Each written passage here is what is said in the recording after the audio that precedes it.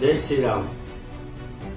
આગામી તારીખ 7મી મેના રોજ આપણે સૌ જ્યારે મતદાન કરવા જઈ રહ્યા છીએ ત્યારે લોકશાહીના આ સૌથી મોટા અવસરના પ્રસંગે આપ સૌ ખેડા લોકસભાના મતદાર ભાઈઓ બહેનો અને યુવાન મિત્રોને હું એક અપીલ કરવા ઉપસ્થિત થયો છું।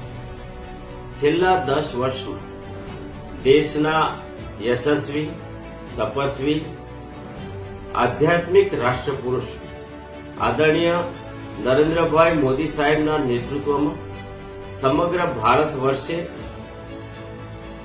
છેલ્લા દશકમાં સામાજિક આર્થિક પરિવર્તનની સાથે સાથે આધ્યાત્મ અને વિજ્ઞાનને સંતુલન જાળવીને ભારતની પ્રતિષ્ઠા દેશ અને દુનિયામાં વધે તેવી રીતે હકારાત્મક રાજનીતિનું સાક્ષી બને છે।